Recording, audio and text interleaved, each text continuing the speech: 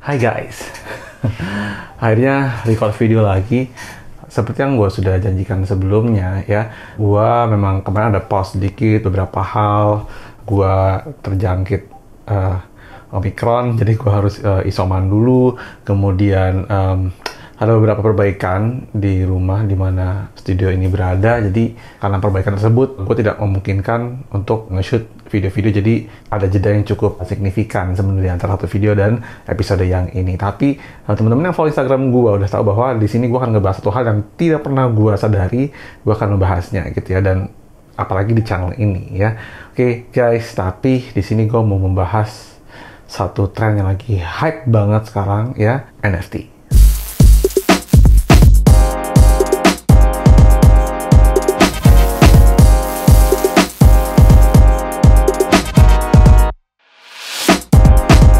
Tentunya kalian lumayan mikir ya, terus kenapa kok tentang NFT ditaruh di segmen The Sneakers sama gua gitu. Karena di sini kayak gue bilang di Instagram Stories gua, memang gua melihat adanya satu kesamaan yang cukup besar antara NFT dan hype-nya sneakers gitu ya. Buat para teman-teman yang belum ngerti apa sih NFT itu, NFT itu adalah non-fungible token. Jadi non-fungible token itu adalah satu bentuk entity ya di dunia blockchain atau crypto, di mana memungkinkan satu orang untuk memiliki satu entity aset digital yang tidak bisa sama dengan yang lainnya. Jadi keunikan antara satu NFT dengan yang lainnya itu didasarkan oleh sistem blockchain yang terjadi di belakangnya. Sistem blockchain ini juga sistem blockchain yang sama dengan sistem blockchain yang mendukung adanya cryptocurrency gitu. Nah, disclaimer ya, di sini gue tidak akan membahas bagaimana cara teman-teman itu membeli NFT. Gue tidak akan menjabarkan bagaimana gue bukan tutorial kayak gimana lo membeli aset kripto, gimana lo membeli aset NFT. Ini bukan, ini cuma komparasi antara bagaimana sih NFT ini menjadi hype dengan sneakers dulu juga menjadi hype gitu. Nah, gue cuma menjelaskan sedikit dasar-dasarnya aja, di mana NFT ini seperti yang teman-teman tadi gue udah bilang bahwa semuanya didasari oleh blockchain system ya, di mana sistem itu memungkinkan ya satu aset digital itu tidak sama dengan aset digital yang lainnya berdasarkan dengan kode-kode yang ada di bawahnya, rangkaian code yang menjadi dasar dari aset digital tersebut. Jadi nggak bisa tuh NFT kayak lo screenshot, lo save, kemudian lo jual belikan ya, kemudian lo pasarkan, itu tidak bisa. Kenapa? Ini yang mau gue ceritakan. Jadi ya guys, setelah gua beberapa bulan ini sih sebetulnya gue mendalami apa sih yang disebut-sebut dengan NFT, karena ini ramai banget di lingkungan gua. Ada orang yang bikin NFT, ada orang yang trading NFT, dan semuanya itu hype karena ini satu hal yang baru, satu hal yang cool ya, dan satu hal yang mendatangkan keuntungan yang gila-gilaan gitu. Nah, cuman teman-teman mesti tahu ya bahwa gini, ada satu kesamaan antara NFT dengan sneakers pada akhirnya. Setelah gue lihat persamaannya adalah, gue langsung aja cerita, keduanya sama-sama didrive oleh hype gitu ya. Jadi gini, kita tarik mundur sedikit ya, NFT ini mungkin baru marak itu baru di tahun 2021 ya, dengan project-project NFT yang sangat amat terkenal di global, di dunia ini, seperti Bored Ape ya, kemudian ada juga Cyberkongs ya, dan masih banyak lagi sih sebenarnya, cuman mungkin dua itu yang bisa gue bilang terkenal banget gitu ya. Jadi NFT ini bentuknya adalah art digital ya, yang bisa dipasarkan di beberapa marketplace yang menjual art digital tersebut ya. Ada seperti mungkin yang paling terkenal adalah OpenSea ya. OpenSea itu adalah satu marketplace digital di mana karya-karya digital ini dipasarkan. Jadi si yang punya karya bisa listing di sana, kayak kita listing barang dagang kita di marketplace ya. Kemudian bisa juga dibeli oleh orang yang berminat sama art tersebut ya. Itulah NFT ya. Itu semua dilakukan dengan menggunakan cryptocurrency sebagai dasarnya ya. Yang biasa dilakukan di OpenSea itu adalah transaksi menggunakan Ethereum. Nah, Ethereum sendiri itu biasanya bisa diperoleh lewat beberapa apps atau sarana-sarana investasi atau pembelian cryptocurrency ya. Banyak banget, ada toko kripto, misalnya ada Pintu, ada Indodax, macam-macam. Teman-teman bisa membeli aset kripto di sana dan menggunakannya untuk berjual beli digital art atau NFT tersebut di marketplace seperti OpenSea. Nah gitu. Tapi ya, bayangin ada banyak banget ya, ribuan NFT yang ada di OpenSea. gimana caranya mereka ini menjadi hype, menjadi terkenal ya. Salah satu project yang lumayan menarik yang tadi gue udah sebutkan adalah Bored Ape, di mana Bored Ape ini membuat kurang lebih ada ribuan ape ya. Jadi dia sistemnya seperti kartu basket aja nih ya. Dalam dalam satu seri itu ada banyak sekali 10.000, dan 10.000-nya itu tidak semuanya sama. Ada beberapa yang ada nembak mata lasernya, ada beberapa yang misalnya kayak bajunya beda atau gimana, warnanya juga ape beda ya. Itu mempunyai keunikan sendiri dan ada tingkat rarity-nya. Jadi misalnya ternyata yang nembak pakai laser tuh hanya 0, berapa persen dari seluruh koleksinya. Yang warnanya gold misalnya hanya berapa persen dari koleksinya, sehingga koleksi tersebut atau jenis tersebut itu lantas diinginkan banyak orang ya. Ternyata rarity atau exclusivity itu masih sangat amat digemari oleh banyak kalangan gitu. Jadi kalau misalnya lo bisa memperoleh satu hal yang eksklusif, then I don't know, maybe you can be the one gitu ya, yang mempunyai aset yang sangat eksklusif, dan biasanya orang-orang banyak juga yang ingin memiliki itu. Nah, seiring dengan permintaan yang banyak, harganya pun juga kian naik ya gitu. Jadi itulah dia, sama mirip juga dengan secondary market di sneakers. Misalnya Air Jordan 1 Bread ya, dia naik harganya karena mungkin yang pengen itu banyak sekali, tapi ketersediaannya sangat sedikit. Hype-nya pun juga terbangun ya dengan beberapa hal, seperti contoh misalnya dirilisnya Jordan dengan warna yang lain, kemudian adanya film dari Michael Jordan, dokumentasinya gitu ya, itu membuat siluet tersebut ter-escalate gitu, dan harganya kian naik. Semakin banyak yang pengen, semakin susah mendapatkan, semakin tinggi harganya, karena dialah yang memiliki penawaran terbaik, atau dia mampu membayar dengan harga tinggi yang bisa memiliki barang tersebut. Itu mirip sekali dengan apa yang terjadi di NFT gitu guys. Jadi bisa gue bilang hype atau FOMO itulah yang ngedrive satu project NFT ya. Kita bilangnya project karena terdiri dari puluhan ribu atau ribuan arts dalam satu seri ya gitu.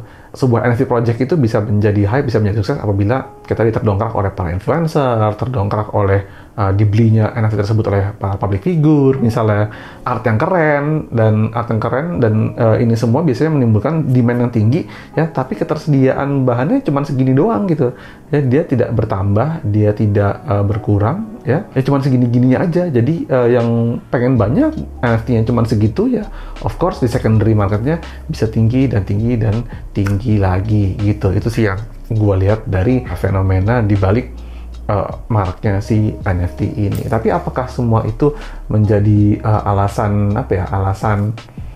meledaknya NFT? Ya nggak juga, macam-macam ya.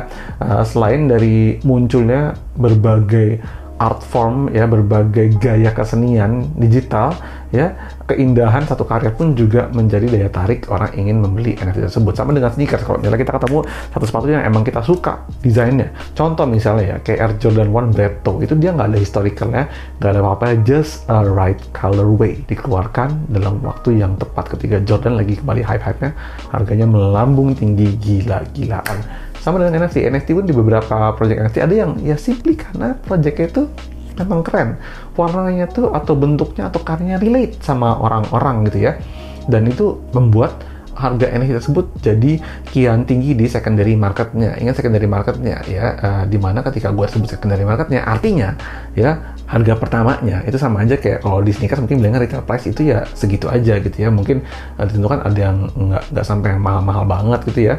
Mungkin dalam satuan Ethereum kalau gue translasikan ke rupiah mungkin ya sekitar ada yang sekitar 2 jutaan, ada yang sekitar 1 komaan, bahkan ada yang 100 ribuan misalnya gitu ya. Kemudian bisa dijual kembali dalam harga yang ya tidak ada batasnya, karena bagaimana satu art itu didrive oleh relatable dengan si penikmatnya. Ya selain dari hype-nya itu tadi yang gue bilang gitu. Jadi kalau gue pikir-pikir gitu ya, sekarang at the time ini sangat amat banyak sekali project yang keluar, sangat amat banyak sekali art-art NFT yang keluar, terutama dari Indonesia ya. Sebut saja misalnya Karafuru ya, yang dipopulerkan atau dibangun oleh Jejo Wedewili, Jejo USS ya, Wedewili dan sebagai artisa, dan Museum of Toys berhasil terakhir mengumumkan bahwa mereka akan kolaborasi sama Hypebeast dan Atmos Japan karena saking suksesnya project tersebut dikeluarkan, kalau nggak salah sekitar retail price-nya sekitar 6 jutaan 7 jutaan, kemudian karena artnya yang bagus, karena komunitas yang kuat gitu ya, akhirnya bisa terjual di sekitar 200 jutaan kalau nggak salah terakhir yang ada kabarnya di sosial media dan di media-media cetak lainnya gitu ya. Seperti itu. Ada juga yang berupa meme. Jadi saking nyelenehnya NFT ini, dia justru laku kayak mungkin yang terjadi pada Gozali Everyday ya. Ada satu anak yang selfie fotonya dirinya sendiri sampai beberapa foto, ratusan foto ya. 2 tahun atau 5 tahun, gue lupa berapa persisnya ya. Karena NFT itu berbeda dari NFT pada umumnya ya, dan very unik karena itu meme, karena itu bercandaan. Orang-orang banyak yang pengen punya, kemudian harganya pun naik melambung gitu ya, dan itu semua didrive oleh hype. Dan hype juga ya yang sedikit banyak ya yang mendrive pasar sneakers gitu ya. Mungkin yang justru berbeda adalah kalau di sneakers itu banyak sekali siluet-siluet yang mempunyai historical value yang tinggi. Historical value juga menjadi satu nilai jual gitu ya. Kayak Jordan 1, kayak Converse misalnya gitu ya, kayak Adidas. Itu adalah brand-brand yang sudah muncul dari lama sekali, sehingga historical value pembuatannya, siapa kolaborator itu menjadi daya dongkrak dari nilai penjualan itu sendiri. Nah, NFT ini kan mungkin belum ada 5 tahun gitu ya mungkin ya. Memang sudah ada beberapa project yang way dari tahun 2018, tapi kalau dibandingin sama si sneakers kan of course duluan sneakers jauh sebelum NFT, sehingga nilai historical lebih kuat. Tapi itu hanya masalah waktu aja, di mana historical value dari NFT nantinya dengan sendirinya pun akan terbentuk juga. Jadi basically those business are the same or similar hype business gitu, di mana hype mendorong sekali atau menjadi kekuatan besar di balik sneakers dan NFT. Itu practically yang bisa gua tarik kesimpulan adanya kesamaan antara NFT dan sneakers gitu. Jadi disclaimer lagi bahwa di sini gua tidak memberikan tutorial bagaimana teman-teman bisa membeli NFT ya, bagaimana mencari project-project yang baik. Gue tidak memberikan tutorialnya karena di sini gue hanya memberikan NFT dari sudut pandang gue. Oke. Gue senang banget adanya hype NFT sekarang karena ya ini mendrive banyak sekali kreator-kreator baru yang tadinya mungkin tidak mereka nggak tahu skill mereka untuk apa, persaingan sudah sangat ketat misal di real world. Sekarang bisa bikin satu karya berbasis digital ya, dan dipasarkan ke seluruh dunia tanpa batas, karena ingat apapun yang ada di internet bisa diakses dimanapun, di belahan dunia manapun yang juga memiliki internet. So the chances are limitless. Jadi mungkin itu sih yang bisa gue sampaikan pandangan gue mengenai NFT ya. Tapi kalau misalnya mau membeli NFT, menurut gue ya balikin ke diri kalian sendiri. Sama kayak sneakers, suka nggak kalian sama artnya, suka nggak kalian sama siapa yang bikinnya, trust nggak sama projectnya. Dan itu jangan banyak sekali orang menganjurkan NFT ini, NFT itu, tapi balikin lagi ke diri kalian sendiri, suka nggak sama NFT tersebut. Sama kayak gua menyarankan kalian ketika kalian membeli sneakers, suka nggak sama sepatunya, apakah lo akan bahagia ketika lo memiliki sepatu tersebut ya. Apakah kalian nanti bisa menjual lagi atau tidak, itu mungkin suatu hal yang juga patut dipertimbangkan. Tapi yang utama masih gue suka nggak sama apa yang lo beli. Being mindful in every purchase that you make, itu adalah satu hal yang penting sekali dalam belanja, baik di sneakers maupun di NFT. Itu aja sedikit pandangan mengenai gue ya. Mungkin sorry banget kalau gue gak lengkap membahas tentang NFT ini ya. Shout out buat teman-teman orang Indonesia yang sudah berkarya di NFT dan menjadi gerbang untuk membawa NFT Indonesia ke dunia, seperti ada Superlative Society gitu ya, ada Brian Lee juga di Oniforce ya, kemudian project seperti Karafuru gitu ya. Itu gue harus hands up karena proyek-proyek tersebut luar biasa sukses dan membuka gerbang art Indonesia ke dunia mancanegara dan ke dunia internasional gitu guys. Menurut kalian bagaimana NFT? Apakah benar ada kesamaan dengan sneakers atau enggak ya? Oke. Dan gue baru banget mencoba-coba NFT ini, jadi mungkin pembahasannya sangat ringan sekali ya, tapi please do koreksi gue, please do tambahkan apabila kalian punya satu pandangan, satu ideas terhadap NFT fenomenal ini di kolom komen di bawah. Gitu aja dari gue ya, Aditya Laji. In the next episode, we're going to talk about another release dari another sneakers. Jadi kita akan balik ke sneakers lagi. Itu dari gua, dan jangan lupa follow Instagram gua @aditya_laji for daily fit. Dan sampai ketemu di episode selanjutnya dari Itu Sneakers. Bye guys, have a great day.